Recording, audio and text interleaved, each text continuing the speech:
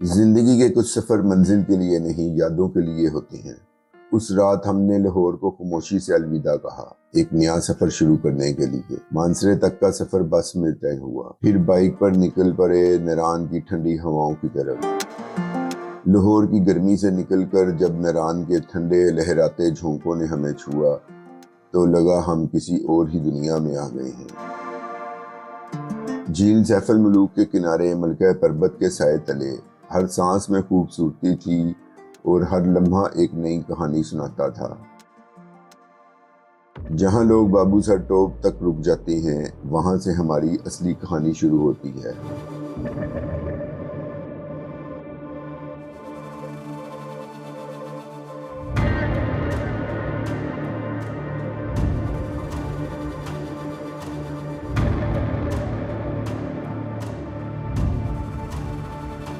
سمبک سر، دھرم سر اور سوہاتی لیک، یہ تین جھیلیں نہیں، تین خاموش داستانیں تھیں۔ یہ صرف انہی کو سنائی دیتی ہیں جو دل سے سننا جانتے ہیں۔ ان بلندیوں پر انسان چھوٹا ضرور لگتا ہے، مگر اسی لمحے میں وہ خود کو سب سے زیادہ محسوس کرتا ہے۔ گلگت سے پاسو کا سفر، جہاں ہر موڑ پر نظریں رک جائیں۔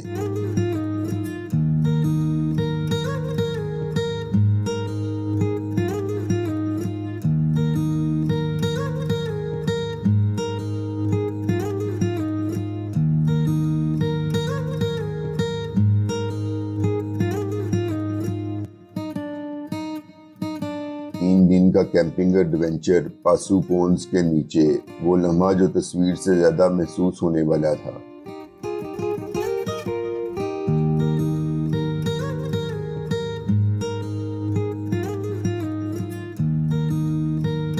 حسینی برج، جہاں ہر قدم ڈر کے سائے میں تھا۔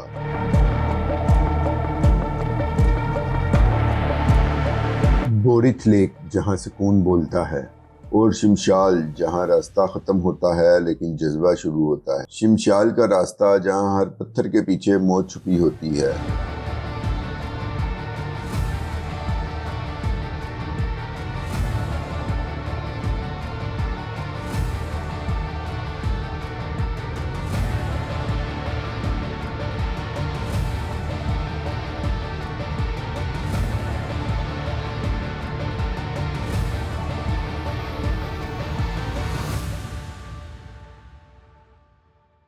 لیکن نظر صرف حسن دیکھنا چاہتی ہے۔ اس جگہ نے سب کچھ بدل دیا، نظریہ، جذبات اور رائڈ کا مقصد۔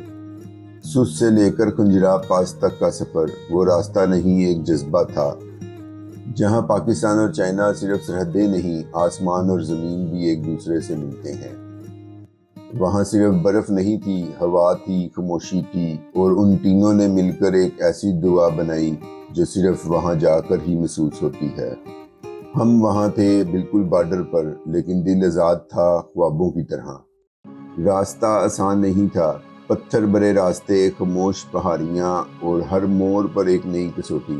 لیکن ہم رکے نہیں، کیونکہ اس منزل تک صرف جسم نہیں، روح بھی جاتی ہے۔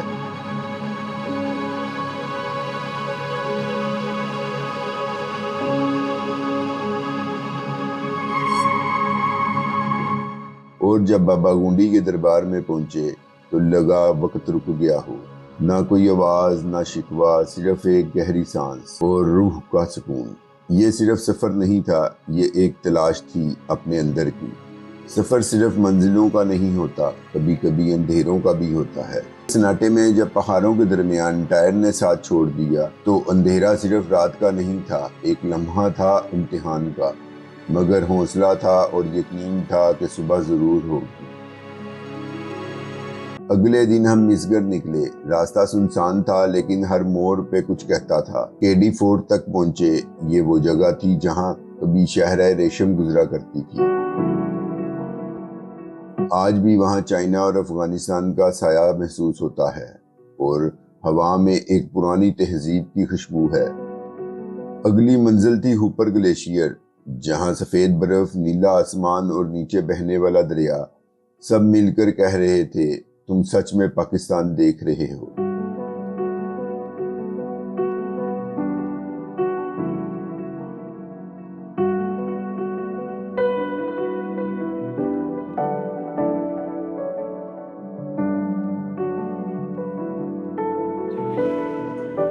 میاں پن میں جب بائک کی کلچ پلیٹ نے جواب دیا تو ایک پل کو لگا کہانی یہیں رک جائے گی، لیکن جب ارادے مضبوط ہوں تو مشین بھی واپس ساتھ دیتی ہے۔ جب آپ میاں چھر ویو پوائنٹ پر پہنچ جاتے ہیں تو سامنے راکا پوشی اپنی شان میں چمک رہی ہوتی ہے۔ اس کے بالکل پاس درین پیک بھی اپنی خوبصورتی سے دیوانہ بنا دیتی ہے۔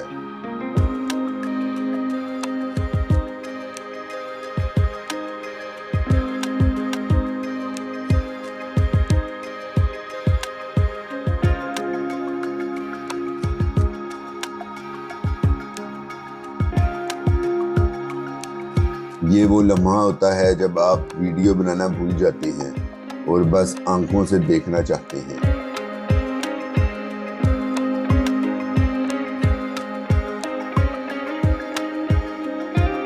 اب چلتے ہیں پسن کی طرف، جہاں موجود ہے پاکستان کا سب سے خوبصورت قدرتی کرکٹ سٹیڈیم۔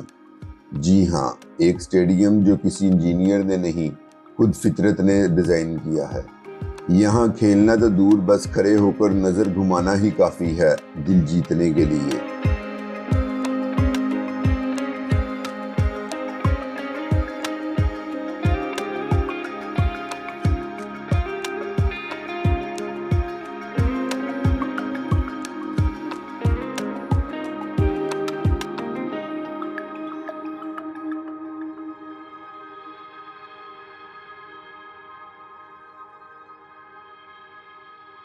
گلگت پہنچتے ہی پتا چلا کہ بابو سر اور KKH دونوں بند ہیں، ہر راستہ بند تھا، تو ہم نے فیصلہ کیا کہ اس وقت کو یادوں میں بدل دیا جائے۔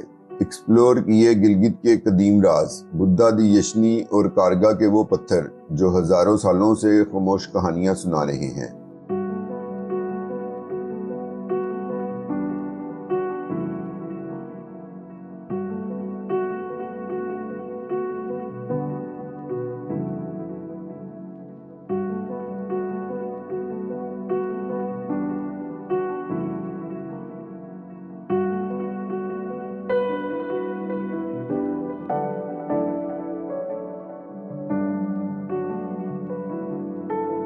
سفر کا یہ موڑ سب سے الگ تھا۔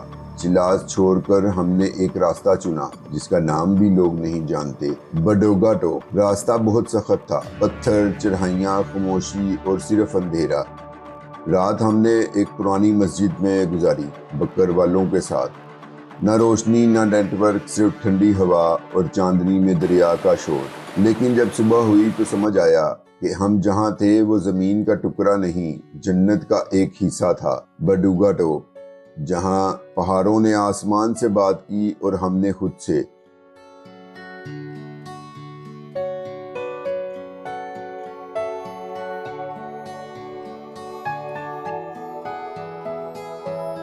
یہ صرف ایک جھلک تھی، اصل کہانی تو اب شروع ہوگی۔ ہر موڑ، ہر منظر ایک نئی داستان بنائے گا۔ اگر آپ یہ پورا سفر دیکھنا چاہتے ہیں تو چینل کو ضرور سبسکرائب کریں، کیونکہ اگلی ایپیسوڈ میں آپ دیکھیں گے وہ سب کچھ جو اب تک چھپا تھا۔